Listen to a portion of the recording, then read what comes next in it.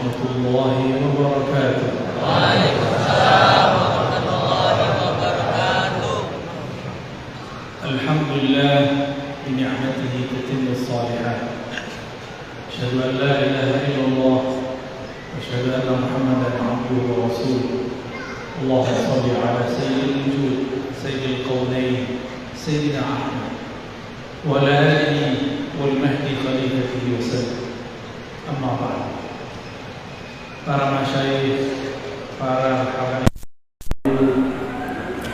hadirin hadirat yang tentu dimuliakan Allah, tiadalah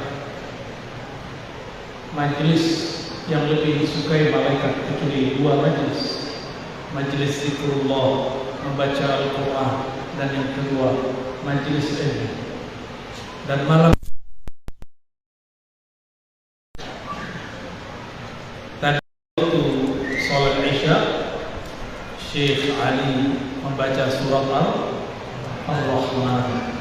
Indahnya luar biasa. Ar-Rahman 'allamal Qur'an. Dulu di masa Rasulullah SAW ada orang nantang Sayyidina Ibnu Mas'ud.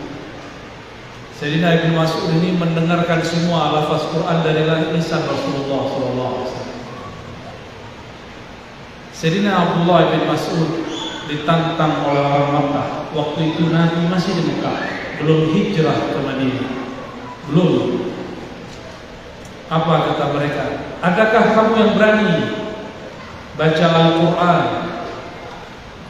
di Masjidil Haram, di hadapan para berhala, di hadapan al-asnam, para berhala-berhala?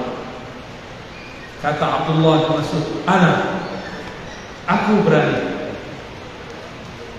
Maka berangkatlah dia ke Masjidil Haram. Sampai di sana dia membaca asyhadu an la ilaha illallah asyhadu anna Muhammadar Rasulullah a'udzu billahi minasyaitonir rajim bismillahirrahmanirrahim Ar-Rahman 'allamal Qur'an. Orang-orang kafir yang sedang tawaf kepada berhala langsung berhenti melihat siapa yang berani menyebut Ar-Rahman. Khalaqal insan 'allamahul bayan.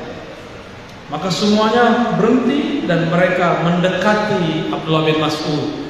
Ketika Abdullah bin Mas'ud meneruskan bacaannya, salah satu mereka mulai menggebuki, pukul, dorong. Dia pukul. Alhamdulillah, tadi Syekh Ali baca Ar-Rahman tidak ada yang memukul. Alhamdulillah. Coba kalau hidup di zaman Rasulullah, saya yakin kita tidak kuat. Tidak kuat.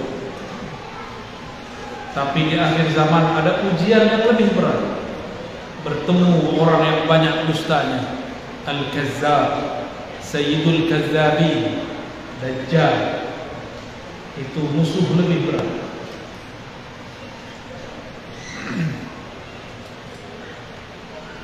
Ternyata Ar-Rahman, nama ini sudah dikenal oleh orang Arab. Orang Arab Makkah musyrik. Mereka tidak sembah Allah langsung. Mereka menyembah Allah melalui berhala-berhala. Dan mereka kolektor. Tahu kolektor? Pengumpul, jami'ul asnam. Kolektor berhala. Mending kolektor duit, ini kolektor berhala. Mending kolektor ijazah dan sanad, ini kolektor berhala. Mulai dari syaitan bernama Latta, Uzza, itu nama iblis semua yang menjelma jadi dewa. Ternyata ketika orang-orang musyrik Mekah berangkat beli barang di Yaman, saya lihat ada wajah-wajah keturunan Yaman sebagiannya. Yaman Lamu. Apa lama ya? Lama atau Lamu? Lama. Lama, ya. Sampai di sana sudah ada tempat-tempat ibadah orang Yaman. Orang Yaman ternyata terbagi dua. Satu penyembah Isa, satu menyembah Rabb Isa. Dan mereka menyebut Allah dengan Rahman atau Rahmanan.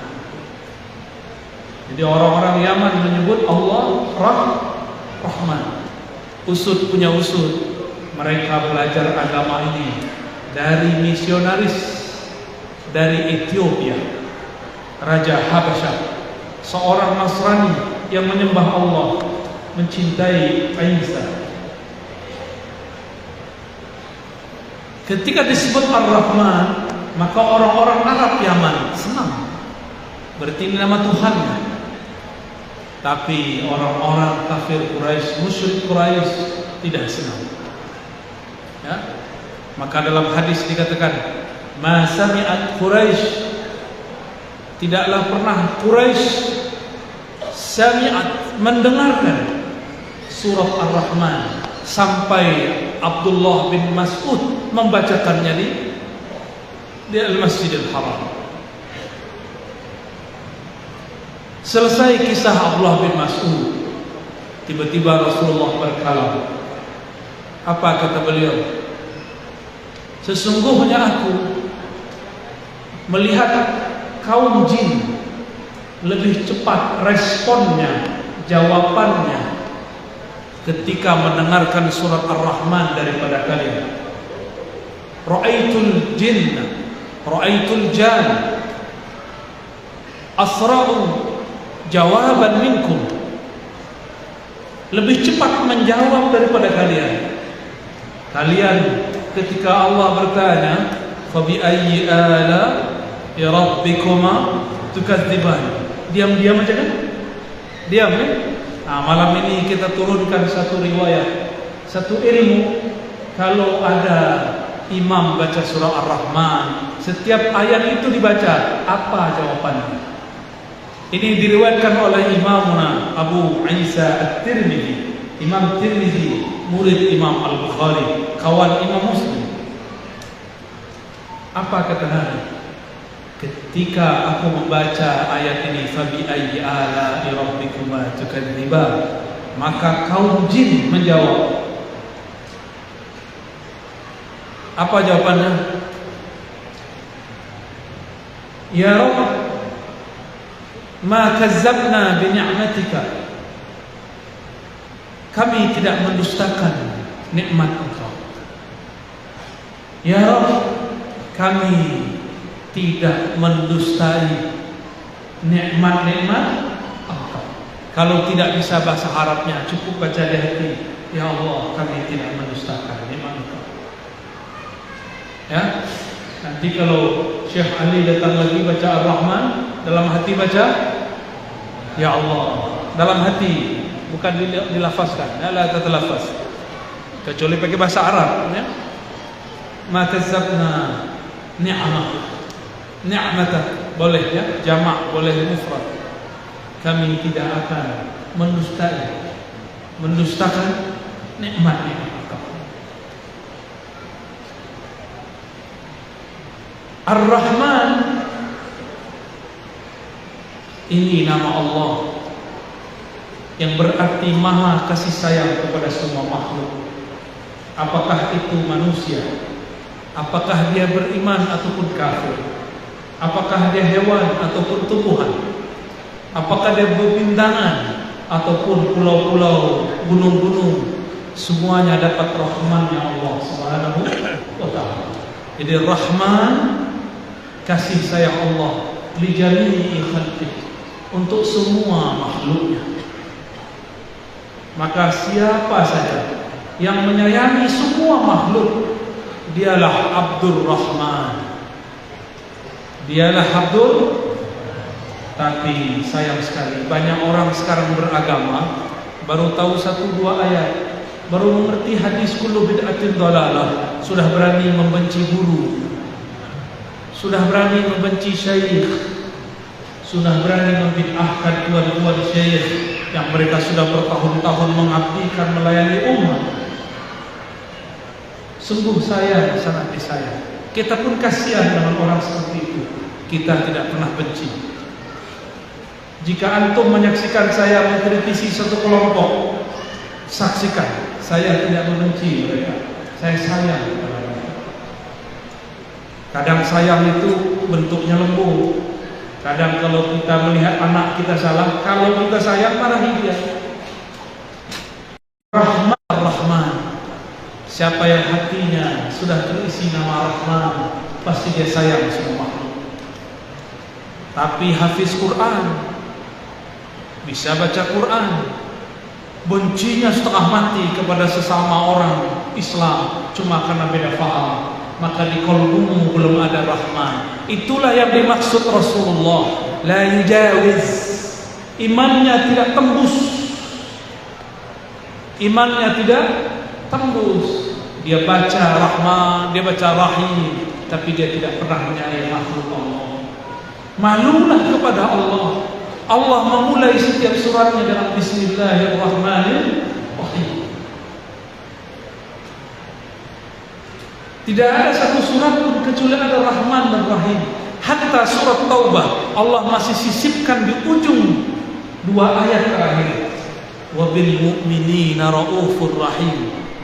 Bedanya, jika semua surat itu langsung Allah yang Rahman dan Rahim, sedangkan di At-Taubah Allah merahmati melalui kekasihnya Rasulullah SAW. Wabil mu'minin, jadi Sayyidina Nabi SAW, raufur rahim. Inilah basmalah surat Taubah. Jadi ayat laqad ja'akum adalah basmalahnya surat Taubah. Oleh karena itu, guru kami dulu mengijazahkan, jika engkau mau umur panjang dan tahu kapan wafatmu, lazimkanlah baca laqad ja'akum 7 kali ba'da salat. Ya, mau amalkan? Ya, i'malu bih 7 marrat ba'da salat. Ya, laqad ja'akum rasulun min anfusikum azizun 'alaihi ma 'anittum harisun 'alaikum bil mu'minina raufur rahim. In tawallaw faqad hasbiyallahu la ilaha illa hu 'alaihi tawakkaltu wa huwa rabbul 'arsyil 'azim. Orang yang baca ayat ini tiada masalah sampai kepadanya kecuali masalah yang kecil. Karena Rabb-nya azim, Rabbul 'Arsyil. Jangankan memikul masalahmu, arasy yang azim pun Allah pikul. Maka orang yang mengamalkan dua ayat ini, Allah bahagiakan hari-harinya. Allah murahkan segala urusannya. Allah tidak ridha jika hambanya susah lalu lupa kepadanya. Ciri-ciri Allah cinta seorang hamba, Allah berikan kepadanya kesenangan supaya dia tidak lupa karena kesusahan. Ciri-ciri Allah sayang kepada hamba, Allah berikan kepadanya kesusahan karena khawatir si hamba lupa karena kesenangan. Maka jangan berburuk sangka kalau terjadi pandemi corona. Siapa tahu itu jalan Allah supaya kita ingat kepada Allah. Maka dunia ini berputar terus. Kadang nikmat, kadang musibah. Kadang nikmat, kadang musibah. Nikmat itu diberi supaya kita tidak bersuudzon kepada Allah. Tapi orang selalu diberi nikmat, maka dia akan lupa diri kepada Allah, ghaflah. Maka Allah karena sayang kepadanya dipindahkan rodanya ke bawah. Susahlah hidupnya sebentar, dia ingat lagi kepada Allah. Begitulah terus. May yuridillahu bihi khairan yusib minhu. Hadis sahih Bukhari, hadisun sahih. Siapa yang Allah kehendaki kebaikan baginya, khairan itu lebih dari sekedar baik. Khairan yani akhyaru, ahsanu. Khairan itu yang lebih baik dari yang terbaik. Khairan itu sesuatu yang Allah pilihkan, bukan si hamba yang memilih, Allah lah yang memilihkan. Siapa yang Allah kehendaki kebaikan yang lebih baik baginya, maka dia uji. Yusib minhu, maka dia sapa. Dan musibah ada dua, ada bisyar, ada bil khair. Kif mada yaqulu rabbuna wa nabluukum bisyarri wal khair. Masya Allah, kami uji kamu. Bala bahasa Arab artinya uji, diombang-ambing, diaduk-aduk, perasaannya diaduk-aduk. Lawannya bukan musuh yang di luar sana, lawannya dirinya sendiri. Tersinggungkah dengan kawannya? Tersinggungkah dengan orang beda faham dengannya? Jika itu terjadi, maka dia diuji. Diuji dengan khair, juga dengan syar, dengan kebaikan, juga dengan keburukan. Maka nikmat itu juga ujian, sebagaimana musibah itu juga ujian. Pilih mana, Pak? Maunya yang enak-enak? Tak bisa. Saya mau tanya, Bapak Ibu, sayang anak? Sayang anak, mau nggak anak tidak diuji? Maunya gitu ya? Maunya gitu. Oke, besok pas UAS, ujian akhir semester, nama anak kita tidak tercantum dalam daftar siswa yang diuji. Padahal Bapak Ibu sudah bayar, mau? Paham maksud saya? Kalau mau naik kelas, namanya harus tercantum sebagai orang yang diberi musibah. Bahkan kita cari-cari musibah itu ya. Sekolah itu kan musibah akal. Ya, mana yang mudah-mudah? Betul deh. Sekolah itu musibah akal. Nulis skripsi, meledak kepala. Alhamdulillah, saya diizinkan Allah nulis tesis untuk magister, nulis disertasi untuk S3. Hampir-hampir meledak juga. Justru saya daftar, Pak, minta diuji. Waktu kami S3, zaman-zaman kami dulu S2, ujian satu buku itu 7 kali. Waktu S3 sudah dikurangi jadi 5 kali. Kalau nama tidak muncul di daftar ujian, kita datang marah-marahi petugas. Nama saya kok nggak masuk? Kenapa manusia menuntut diuji untuk masalah akalnya? Karena dia tahu ujungnya dapat gelar doktor, LC, MA, sarjana alam gaib, SAG, SH, sarjana haul. Apa lagi? SM, sarjana mengaji Yasin. Apa lagi? Ada sarjana lain?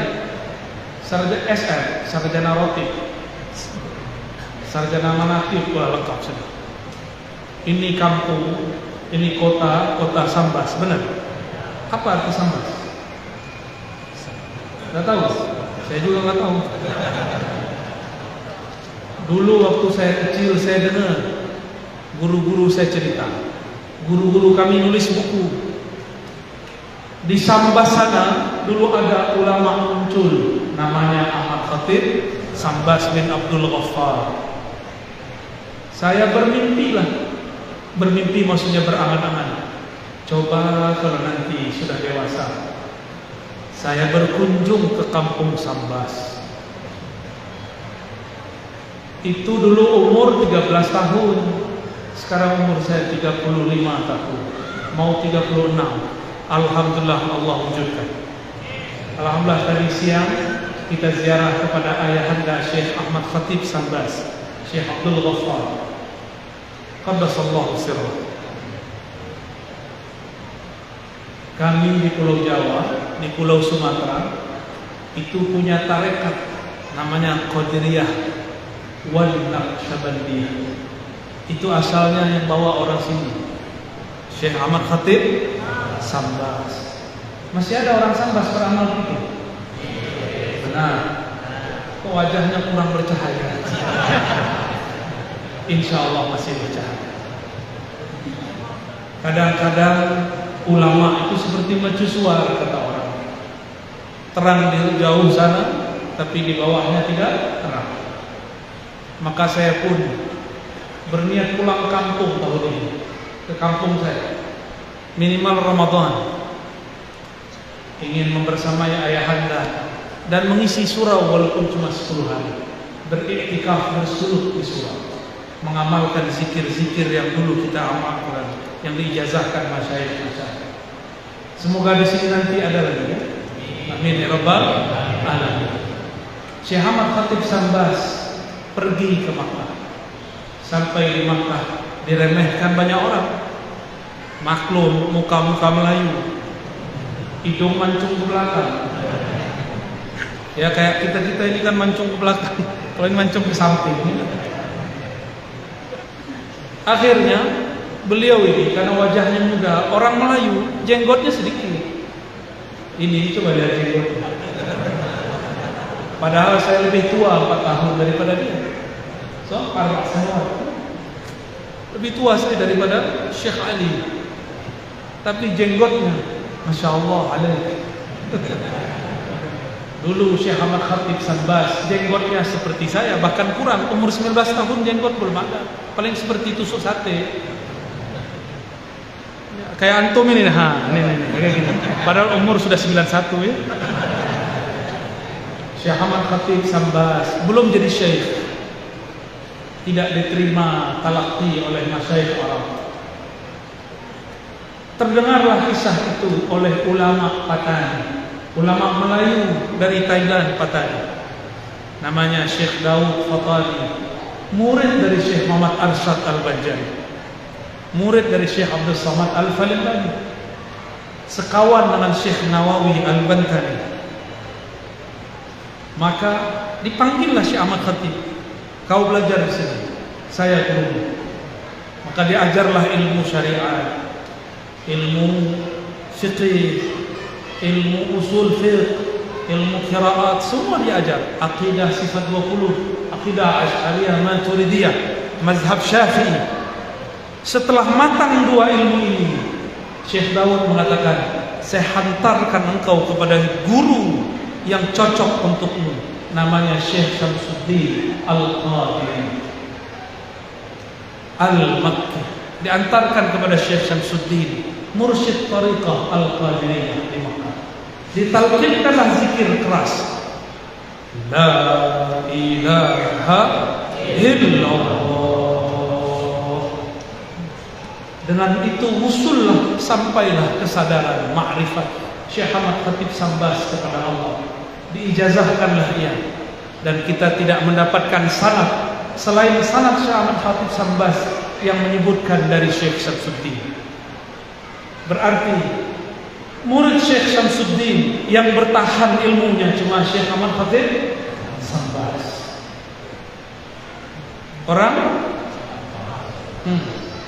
Tapi orang Sambas meremehkan zikir ini. Ya, saya dengar-dengar sudah mulai ada yang membid'ahkan. Dia lupa, kata dia di Mekah tidak ada orang zikir-zikir begitu. La ilaha illallah. Ya salam ya akhi. Dulu ilmu ini diambil dari Mekah. Ente datang ke Mekah zaman now. Zaman now Mekah dikuasai Al-Wahabiyah. Saudara kita, masih saudara kita, jangan benci. Wahabiyah ini sangat keras. Mereka tidak bermazhab. Mereka anti mazhab dan menganggap sufi-sufi penyembah kubur, musyrik khurafat. Kebetulan ini mantan. Dia lebih lama mantannya daripada saya. Ya. Jadi dia tanya sama saya, ya, kamu dulu kalau dengar sufi gimana? Sufi musyrik, saya bilang gitu. Oh sama. Pos dulu. Sama-sama mantan. Ya. Jadi kami itu kalau ngelihat ada orang dulu pergi ziarah-ziarah kubur, ubadul kubur, penyembah kubur, suuzon. Ada nggak orang Sambas sujud ke kubur? Ada. Orang Sambas ke kubur mendoakan ahli kubur, bukan minta ke kubur, ya betul. Kita tawassul tidak minta kepada wali, kita tetap minta kepada Allah. Kenapa sebut wali? Karena kita bersanad kepada wali. Laulal murabbi ma araftu rabbi. Kalau tidak ada guru mursyid murabbi, kita tidak kenal Rabb Allah Subhanahu wa taala. La yashkurullah, la yashkur, tidak bersyukur kepada Allah. Malam yashkurin nas, yang tidak berterima kasih kepada manusia. Dan dua golongan manusia yang paling berhak kita berterima kasih. Satu, walidna, orang tua kita di sini. Yang kedua, murabbi ruhina, guru kita. Orang tua doa, ya Allah mudahkan rezeki anakku. Orang tua. Tapi kalau guru berdoa, ya Allah mudahkan rezeki muridku, mudahkan urusan dunianya, selamatkan dia sampai akhirat. Lebih sayang guru atau orang tua? Guru. Guru tiap hari doakan murid supaya selamat dunia akhirat. Orang tua paling cuma mendoakan selamat di dunia. Maka beruntunglah orang tua yang mendoakan keselamatan anak dunia akhirat. Maka Bapak Ibu, malam ini mulai kita ganti doa kita sebagai orang tua. Doakan anak, ya Allah selamatkan anak-anakku, saudara-saudaraku, dunia dan akhirat. Mudah tuh? Susah nggak? Mukmin yang dicinta Allah, mukmin yang mendoakan saudaranya.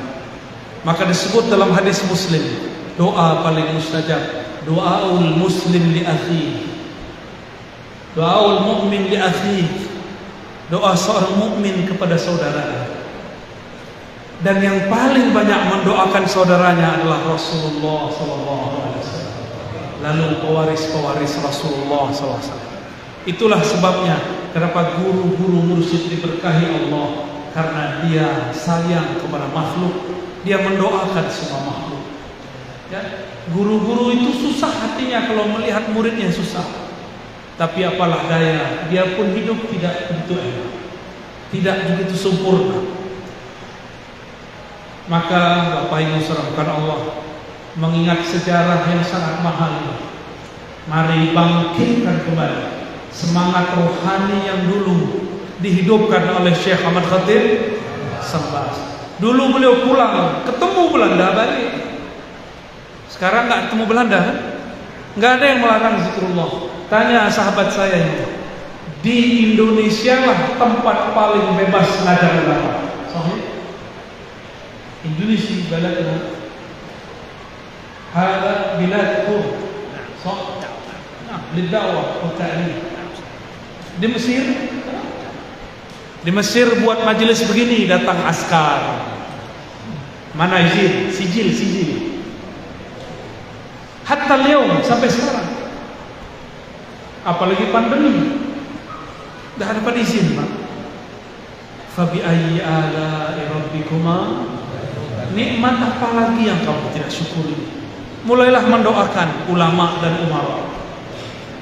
Maka di khutbah-khutbah saya mengajak semua ulama, kritik silakan, tapi doakan mereka. Sepakat? Sampaikan kritik, tapi jangan lupa mendoakan. Emang enak dikritik doang? Kita aja dikritik gak suka, apalagi kita musuhan. Orang kritik kita baik-baik pun susah terima, apalagi antum kritik dengan kata-kata kasar. Maka berkata-katalah kata yang baik. Ya. Dalam hal ini saya bersyukur bertemu saudaraku-saudaraku semua, orang-orang yang mencintai Syekh Ahmad Khatib, wali min auliyaillah. Di Pulau Jawa ada Jawa Barat, ada Jawa Tengah, ada Jawa Timur, ada Banten. Di Banten ada Syekh Asmawi, bertorikot Qadiriyah, Naqsyabandiyah, jalur Syekh Ahmad Khatib. Di Jawa Barat ada Abah Anom. Abah Anom itu bahasa Melayu Syekh Muda. Di kampung saya, kalau orang dapat ijazah tarekat dia masih muda, dapat gelar Syekh Muda. Tapi saya nggak mau terima gelar itu, saya gelarnya Syekh aja. nggak mau dapat gelar muda, sok-sok tua. Ya.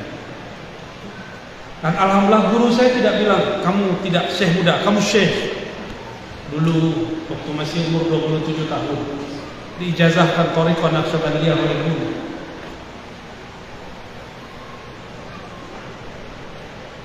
Abah anak mengajar murid-murid dia di kampung kecil namanya Suryalaya. Tapi ilmu orang Suryalaya ini menyebar kemana-mana sampai ke jiran, sampai ke Malaysia, sampai ke Singapura, sampai ke Brunei. Orang berzikir dengan zikir Syekh Ahmad Khatib Sambas melalui Abah Anak. Di Jawa Tengah banyak lagi. Saya dapat juga ijazah dari Syekh masih hidup ya, Kiai Haji Ahmad Halwani. Beliau dari jalur kakeknya Zarkashi, bersambung nanti kepada Syekh Ahmad Khatib As-Sambasi. Di daerah Jawa Timur ada namanya Syekh Ishaq,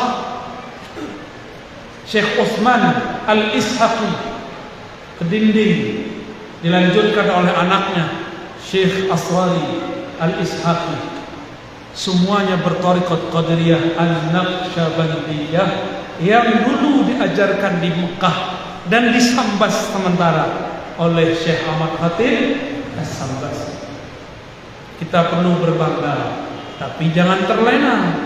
Saya ini orang Sambas, ya ente orang Sambas tahu nanti. Ya sama nggak dengan Syekh Ahmad Khatib? Ya kalau nggak sama jangan bangga dulu. Ya. Baik. Sudah ada ilham dari thariqah Al-Smartphoniyah, thariqah baru bid'ah. Kira-kira itu pengantar kajian kita malam ini, mengantarkan surat Ar-Rahman dan mengenang hamba-hamba Allah Ibadur Rahman yang bernama Syekh Ahmad Khatib Sambas. Semoga yang hadir diberkahi Allah. Amin ya rabbal alamin. Saya serahkan kepada MC kalau ada yang mau didiskus.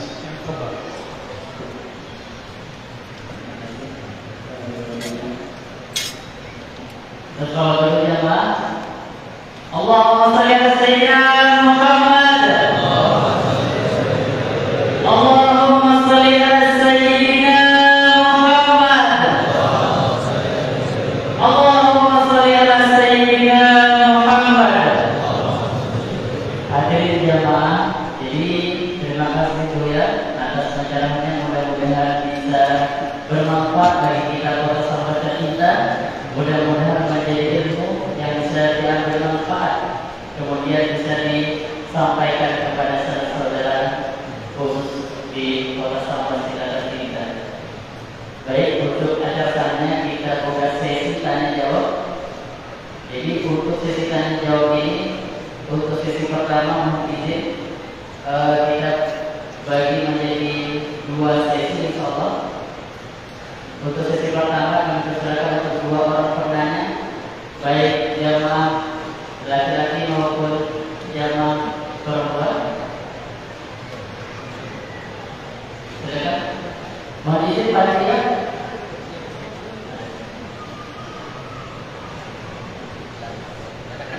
Boleh silakan. Fadhal.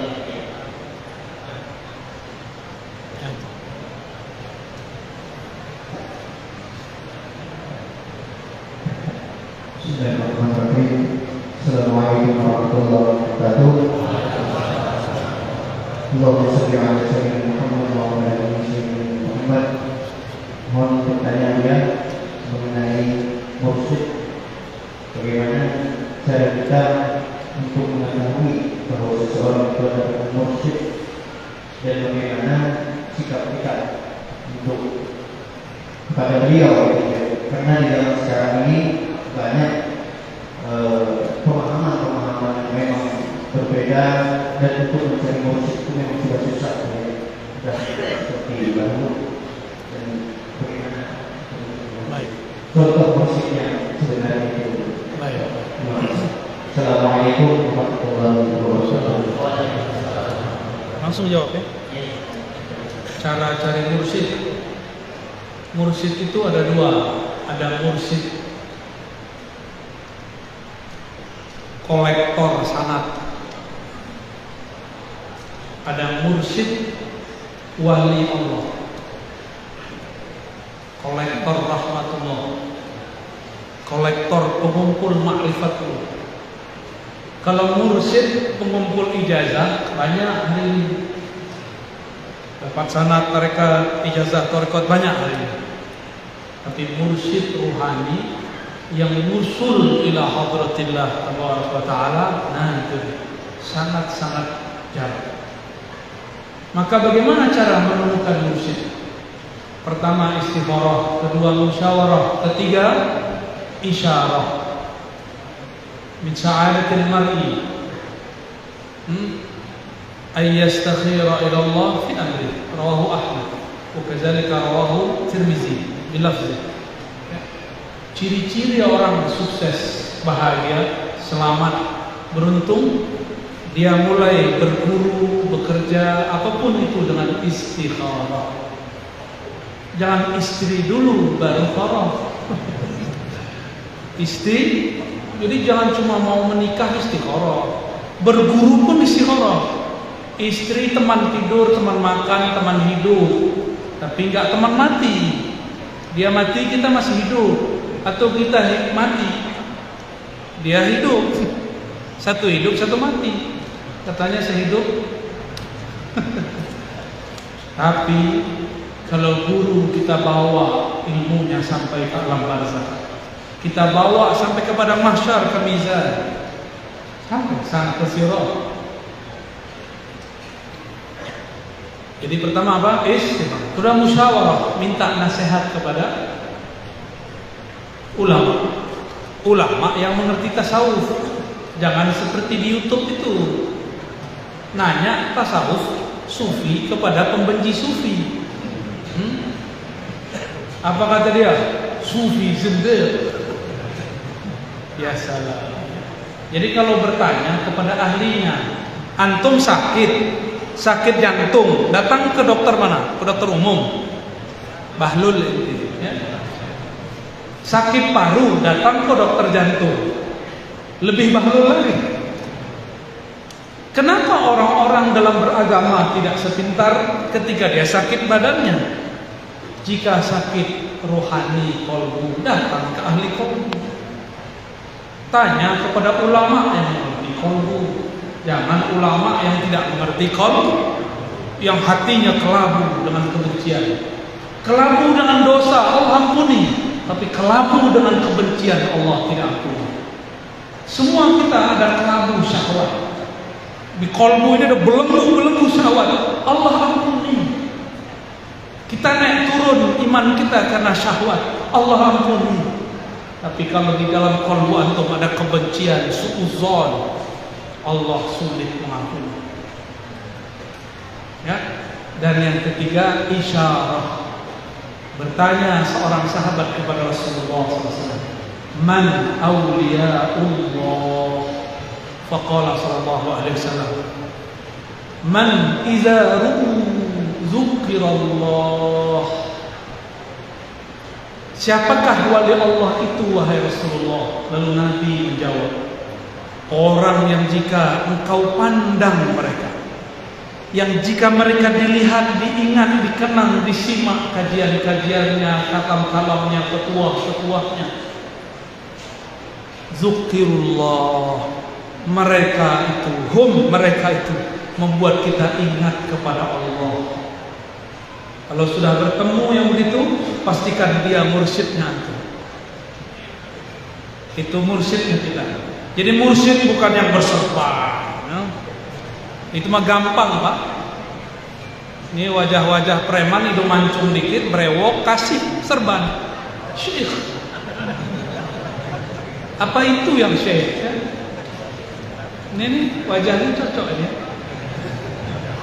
Wajahnya cocok, datunya. Ini dato ini di Sumatera Barat dia dato. Sampai di sini duduk di bawah. Ya. Udah brewok, hidung mancung, ya. Kasih serban jadi Habib. Habib Wahabi. Marga itu apa? Marga Satwa. Baik. Bukan itu yang kita cari. Kalau antum mengatakan guru mursyid itu orang-orang yang berserban di Yaman, nyabit lumpur pakai serban. Kita hormat kepada serban. Saya dapat sangat serban dari guru saya, bersambung kepada serban Rasulullah. Tapi bukan itulah tanda seorang mursyid. Nanti ada masanya saya berserban, tenang aja ya. Sekarang masih senang dengan kopiah. Ini kopiah apa namanya? Biasa kopiah hitam ya. Karena saya masih merasa kolbu saya hitam, belum pantas pakai serban yang putih. Maka saya nggak berani pakai serban, serius. Hati saya tahu hati. Allah Maha tahu isi hati saya. Maka saya belum merasa pantas menggunakan imamatul Rasul Sallallahu Alaihi Wasallam. Ya, belum pantas. Insya Allah nanti fi yaumin ma, ya, di suatu saat jika Allah sudah takdirkan guru saya memerintah, saya pakai serban. Ya, nggak main serban pakai nafsu. Nanti malu-maluin serban. Ya, perban aja otaknya. Ya. Baik. Sudah terjawab? Pertama apa? Istikharah. Kedua, musyawarah. Ketiga, isyarah. Berarti menggunakan sir. Wallahu a'lam bishawab.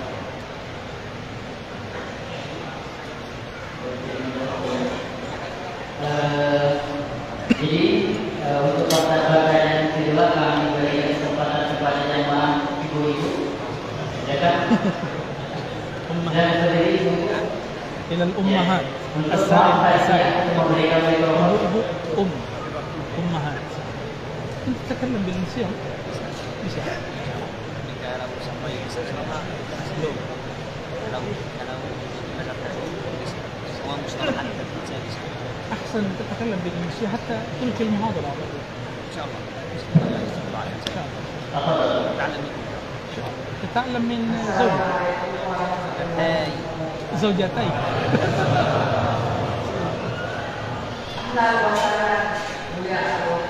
أهلا بك.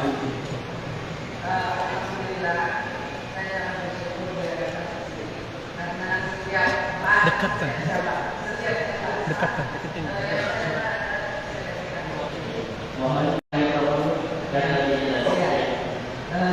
Yang saya tanyakan Abuya, ketika itu nama Abuya yang terbaik adalah wajah Abuya.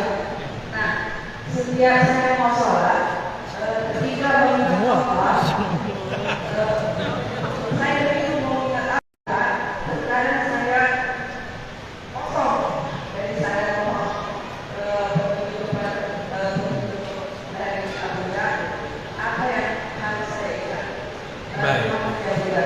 Assalamualaikum warahmatullahi wabarakatuh. Qul in kuntum tuhibbuna Allah fattabi'uni. Jika engkau cinta mahabbah kepada Allah, mahabbah kepada Allah puncaknya ada dalam salat. Maka fattabi'uni, ikutilah aku. Rasulullah turunkan makna ayat ini, sallu kama ra'aitumuni usolli, rawahul Bukhari. Kalau engkau sholat, sholatlah seperti engkau melihat aku. Maka sahabat sebelum sholat mereka membayangkan Rasulullah di depannya. Itu disebut Rabitatul Syekh, Rabitatul Mursyid. Al-Mursyid al-Haqiqi Sayyiduna Nabi sallallahu alaihi wasallam. Cuma karena kita belum bertemu beliau, maka kita diizinkan bersanad, berijazah, berguru kepada orang yang punya silsilah sanad kepada Rasulullah sallallahu alaihi wasallam. Seperti Syekh Ali ini baca Quran karena tidak temu Rasul. Dari mana beliau ini tahu Al-Quran yang dia baca sama dengan Al-Qurannya Nabi? Karena ada gurunya. Maka tanya beliau ini, "Anta law kullama qabila taqra al-Quran tazkur syai'an Muhammad." Nah, Anta musyrik. Zindiq. Allahumma shalli ala Muhammad. Saya tanya sama beliau, antum kalau membaca Quran terbayang guru nggak? Cara membacanya, cara ngajarnya? Dia bilang iya. Saya langsung bilang ente musyrik. Dia jawab ane zindik. Pas ya. Sesama mantan begitu. Baik. As-salafi as-sadiq. As-salafi sadiqan. Ana kadzalik. Alhamdulillah. Jadi ibu, bapak semua, bolehkah berrabithah, mengkaitkan kolbu kepada guru? Bukan hanya boleh, itu perintah Rasulullah SAW. Karena sahabat gurunya Nabi, maka yang diingatnya Nabi. Kalau kita gurunya, guru ngaji di TPA, ya itu yang diingat. Yang sudah belajar zikir yang diingat guru zikirnya. Yang punya gurunya wali, ingatlah gurunya wali sebelum berzikir. Bukan saat berzikir. Apa yang diingat? Kalau ingat guru, pasti ingat tekniknya guru, ajarannya guru. Maka mengingat guru bagian daripada mahabbatur Rasul. Man ahabba syuyukh ahabbar Rasul sallallahu alaihi wasallam. Siapa yang cinta guru-guru, mursyid-mursyid, syekh-syekh, kiai-kiai, maka dia telah mencintai Rasulullah sallallahu alaihi wasallam. Tentunya guru bersanad. Jadi itu boleh, namun sebelum sholat atau sebelum bergerak, sebelum ruku, teringat cara rukunya. Di dalam sholat pun masih boleh, tapi teringat gerakannya, teringat zikirnya. Itulah makna sallu kama ra'aitumuni usalli. Ahli fiqih melihat Nabi salat, keluarlah arkan wa syurut, rukun dan syarat, semuanya amal zahir. Ahlu at-turuq sufiyah, ahlul ma'arif al-ilahiyah, orang-orang ahli ma'rifat melihat Nabi salat, maka yang terlihat oleh mereka kondisi rohani Nabi saat salat. Itulah Sayyidina Ali, Sayyidina Abu Bakar, Sayyidina Umar, Sayyidina Utsman, Sayyidina Talha, Sayyidina Abu Mas'ud, sahabat-sahabat. Mereka sebelum sholat teringat bagaimana Nabi nangis, teringat Nabi ngangkat tangannya bagaimana. Bukan lihat buku Sahih Bukhari, ya. Kalau lihat buku bisa sholat gak? Buku bisa sholat? Maka sholat yang sah bukan membaca buku. Salat yang sah mengikuti gerakan guru. Gurulah periwayat fi'il Nabi. Oleh karena itu, meskipun Imam Bukhari sudah wafat meriwayatkan hadis, yang selesai itu riwayat qauli. Riwayat fi'li, perbuatan, masih diriwayatkan oleh guru-guru ngaji, masyayikh sampai kiamat. Ahlul qiraah meriwayatkan lafaznya Nabi sampai kiamat. Sampai kiamat. Yang berhenti cuma riwayat Sahih Imam Bukhari, tapi riwayat rohani Nabi tidak berhenti. Maka nur Rasulullah turun ke Sayyidina Ali, Sayyidina Abu Bakar, sahadah ulama sampai ke qalbu kita. Itulah yang bercahaya di qalbu. Itulah maksudnya, jika engkau sholat, maka pandanglah aku. Sebagaimana engkau memandang aku, begitulah cara engkau sholat. Sebagaimana engkau memandang aku zikir, begitulah engkau berzikir. Tapi Nabi sholat, sahabat beda cara. Sayyidina Abu Bakar kalau takbir suaranya hilang, Allah langsung menangis. Dia tidak sanggup membaca nama Allah satupun. Bismillah, langsung suaranya nangis.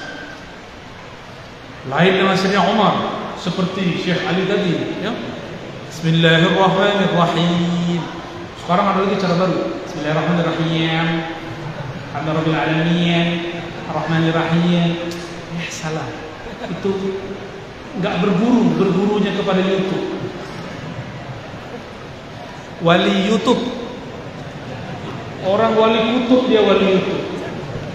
Kalau baca Quran saja mesti berguru, apalagi ingin memahami salah satu yang dipahami dari Quran adalah cara sholat. Ya, jadi jangan ngikutin suara. Mentang-mentang sudah baca on. Kawan kita satu fasenya, "Qul ya ayyuhal kafirun." Harus bagus. Kira apa sih? Pengen seperti orang Arab supaya jamaah nanti merasa sholat di belakang Sudais. Besok-besok diajak umroh. Ya salah. Gitu ya. Wallahu a'lam bis. Khalas? Wujud? Kalau kita buka sesi yang kedua, kami beri kesempatan untuk Yang dari tadi nih.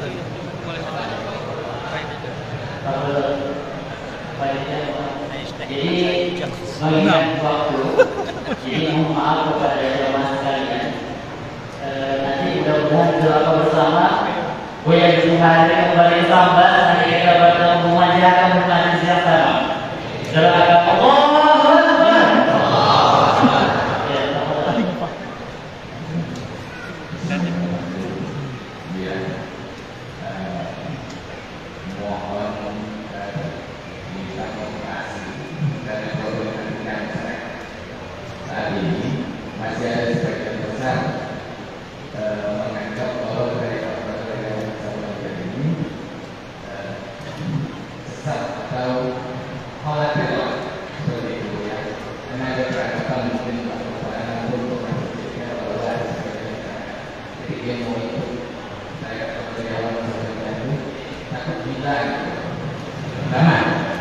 Kedua, saya terima kasih kepada untuk memberi motivasi masyarakat supaya yang belum tahu mereka, karena godaan waktu tapi itu ya, saya lebih saya sendiri ya, jika ada teman itu ya bersaung mau maju takut, seperti itu ya. Namanya ketiga terakhir, mudah-mudahan kalau depan program yang datang Buya datang ke sini.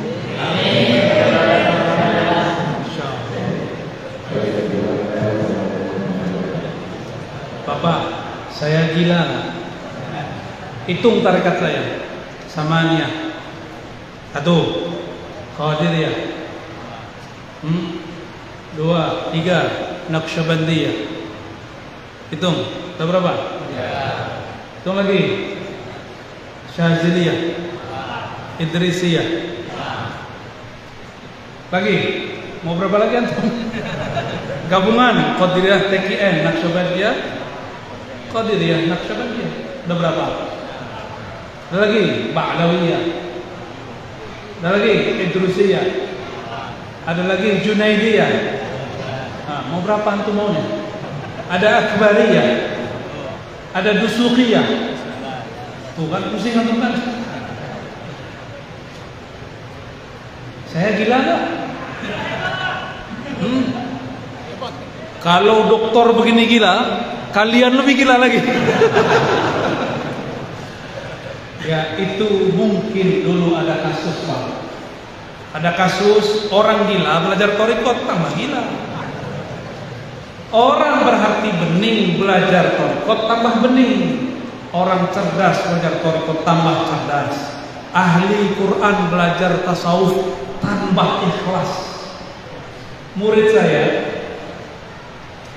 agak dulu takut talqin sendiri, gak mau belajar thariqat. Dia hafiz Quran. Hafiz Quran berapa juz? Kirain ada 31 kalau disambas. Dia bisa khatam sehari 40 kali. Saya tidak bisa pikir. Nah, dia khatam. Yo, sampai ini. Sobat kan? Anak sobat. Mana usah? Tilmis, saya punya murid. Lalu kita bilang, udah kamu kalau punya murid jangan sampai 40, 10 aja sehari. Ya. Sayyidina Utsman samanya khataman, 8 khatam sehari. Ini dia coba 40, nggak tahu sehari atau 10 hari sih nggak tahu. Mungkin masuk ke alam lain dia tukhul ila alamil malakut atau jabarut. Wallahu a'lam. Sayyidina Jibril satu nafas khatam Quran 70.000 kali. Sayyidina Jibril, tapi nafasnya nafas Sayyidina Jibril, bukan nafas kita. Ahlul haqaiq mengerti ini. Ya? Jadi ini bukan bab syariat lagi, sudah bab masuk ke alam rohani. Tapi dia nih kalau mau khataman pusing dulu. Oh, mau khataman takut salah. Mau mimpin jadi imam khawatir salah. Ini ada 2 orang yang begini. Takut ditalkin, tapi kemudian hatinya minta ditalkin. Kita talkin zikir. Sejak saat itu, kalau takrir 1 juz cukup 3 sampai 5 menit. Takrir selesai, langsung dia maju. Maka orang ahli Quran belajar zikrullah, zikir khafi, maka hafalannya tambah dhabit, tambah kuat. Ahli fikir belajar zikir, maka pemikirannya tambah tajam dan tenang. Hilanglah kesombongan. Orang kalau cuma belajar pemikiran, tidak belajar ilmu qalbu, bertambah ilmu, bertambah sombong. Mau? Tambah ilmu, tambah sombong, mau? Tambah hafalan, tambah sombong, mau? Maka harus belajar zikir. Belajar zikir, wadahnya cuma thariqah, nggak ada lagi. Cuma belajar thariqah sufi, nggak ada lagi. Syekh Ahmad Khatib Sambas membawa 3 ini: akidah Ahlussunnah, mazhab Syafi'i, tasawuf. Sebenarnya beliau mengajarkan 5 tariqah. 5 tariqah. Cuma disederhanakan jadi 2. Jadi tariqah beliau selain Naqsyabandiyah, Qadiriyah, ada lagi Anfasiyah, ada lagi Junaidiyah, ada lagi As-Samaniyah. Tariqatnya Abah Ngurus kumpul, digabung, disederhanakan menjadi An-Naqsyabandiyah dan Qadiriyah atau dibalik. Apakah Syekh Ahmad Khatib Sambas gila? Di Mesir ada Syekh Ali Jum'ah Zalim. Walaupun ada muskilah sia-sia, tapi karena zakiyah, betul-betul cerdasnya bukan main. Ada pertanyaan apa saja dijawab dengan hujjah yang sangat jelas. Mursyid tariqah, jadi mufti di Mesir. Ada yang namanya mirip dengan Ahmad Khatib, Ahmad Khatib Al-Minangkabawi. Beliau mursyid tariqat khalwatiyah. Tariqat apa? Gimana? Itu orang hebat semua, nggak ada yang gila. Antum menilai. Jangan-jangan yang kita lihat itu orang gila belajar tariqat. Tapi ingat, ini bocoran rahasia kita. Setan nggak boleh tahu. Setan itu nggak rela orang kenal Allah. Iblis itu tidak ridho orang berzikrullah. Maka dia buatlah was-was dan isu. Dia buat opini, isya'ah, opini, isu bahwa bertasawuf itu junun, bertasawuf itu gila, supaya orang-orang yang separuh-separuh gila takut belajar tasawuf. Jadi yang benar, orang gila belajar tasawuf tambah, kalau orang waras belajar tasawuf tambah waras. Yang depan saya orang waras bukan? Pengen tambah waras? Pengen khusyuk? Belajar zikir. Cari gurunya. Ya. kalau masih ada di Sambas, temui mereka. Mohon maaf nih para mursyid, para wakil talqin, aneh kerjain antum ya. Nanti orang banyak datang ke antum semua. Saya pulang ke kampung saya, itu seorang mursyid datang. Dia marah tapi sayang. Apa kata dia? Karena kau nih. Loh, kenapa mursyid? Kenapa syekh? Karena kau nih 15 hari aku belum tidur. Loh, kenapa syekh? Mereka minta talqin semua. Mereka minta talqin semua. Ya saya bilang alhamdulillah. Ya dia alhamdulillah juga. Bahagia juga boleh. Alhamdulillah. Maka saya mengimbau kepada guru-guru mursyid, mulailah menata kembali biar rapi, jangan terlalu keras, jangan juga terlalu lembut, sedang-sedang saja. Jika bisa diringankan, ringankan, karena zaman sudah berubah. Orang sekarang sudah bertorikot baru, torikot smartphone ini, torikot baru. Haram bid'ah pakai tasbih subhan, tapi tidak bid'ah pakai ya. Begitu? Baik, cukup ya? Udah lagi? Kelas ya? Saya mau jalan lagi ke apa namanya? Singkawang. Mohon izin, tidak dapat salam-salaman, cukup dengan hati saja. Mohon doa selalu, semoga saya istiqomah di jalan ini. Doakan saya, keluarga, teman-teman, kawan-kawan istiqomah di jalan ini. Saya doakan juga yang hadir menjadi kekasih-kekasih Allah. Al-Fatihah. Iya. Allahumma ya Rahman ya Rahim Karim. Wahai yang Maha Penyayang, sayangilah kekasih kami baginda Nabi Muhammad sallallahu alaihi wasallam. Shalli ala habibina sayyidina Muhammad. Allahumma balligh salamana wa tahiyyatana ila sayyidina Nabi sallallahu alaihi wasallam.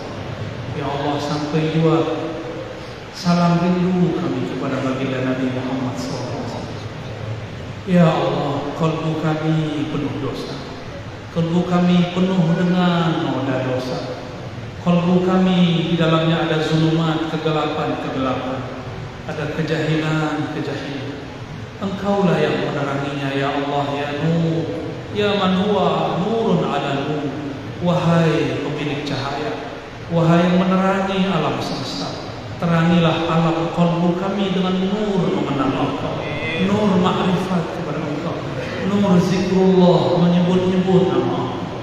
Ya Allah, saksikan malam ini kami mengakui semua dosa-dosa kami, semua masa lalu kami yang penuh dengan maksiat, semua masa lalu kami yang penuh dengan kegelapan, semua masa lalu kami dengan penuh kebanggaan.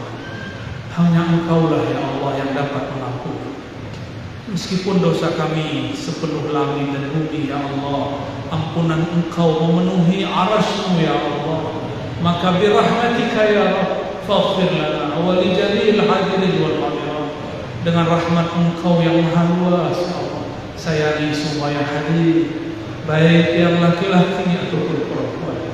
Allahumma ya Rahman ya Rahim ya Karim, birahmaniyatik Fakhtimna bihusnil khawatimah.